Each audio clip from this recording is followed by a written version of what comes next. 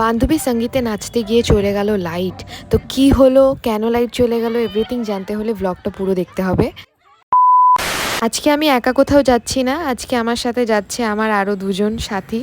তো আমরা কি ফান করলাম সেটা দেখার জন্য অবশ্যই পুরো ব্লগটা দেখতে হবে। তো ফার্স্টে আমরা যাচ্ছি আমাদের এক বান্ধবীর বাড়িতে, সেখানে গিয়ে করলাম ভুরি ভোজ। আন্টি বানিয়েছিল আমাদের জন্য এত টেস্টি টেস্টি খাবার, পেহলে পেট পূজা ফির কাম দুজা। তো এই অনুসারে আমরা সমস্ত কাজ করলাম। তারপর আমরা সবাই ডাকু মঙ্গল সিং সেজে বেরিয়ে পড়লাম নিজেদের ডেস্টিনেশন। সেদিন ওয়েদারটা জাস্ট গিরগিটির মতন রং চেঞ্জ করছিল, কখনো পড়ছিল বৃষ্টি, কখনো পড়ছিল গরম। আর সেই গরমে আমরা কোনো রকম ভাবে ওর বাড়িতে গিয়ে ফ্রেশন আপ হয়ে এখন ওয়েট করছে মেকআপ। আমরা দেখবো এখন মেকআপ ওর সাজানো। তো ওর সাজতে লাগবে 3 ঘন্টা। আর আমরা বুঝে গেছিলাম আমরা থাকলে ওর মেকআপ কোনোভাবেই ভালো মতন হবে না, যার জন্য আমরা সবাই মিলে বেরিয়ে পড়েছিলাম। এই হচ্ছে আমার ফুল গ্রুপ, দেখে নাও সবাইকে।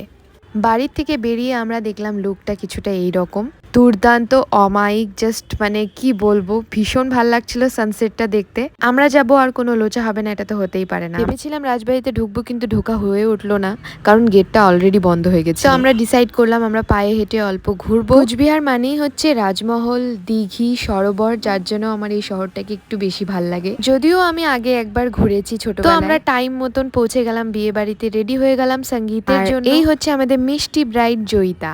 তো ওর ডান্সটা দেখে নাও।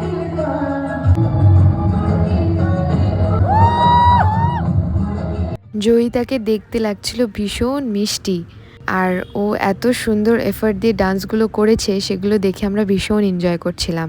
আর সাথে সাথে অনেক বাচ্চা কাচ্চারাও ডান্স করেছে। আর এই হচ্ছে আমাদের ডান্স, তো দেখে বলবে কেমন লেগেছে আমাদের ডান্স। এই ডান্সটা স্পেশাল হওয়ার পিছনে একটা রিজন হচ্ছে এই ডান্সটা আমরা 5 মিনিটে কোরিওগ্রাফ করেছিলাম শুধুমাত্র জয়িতার জন্য।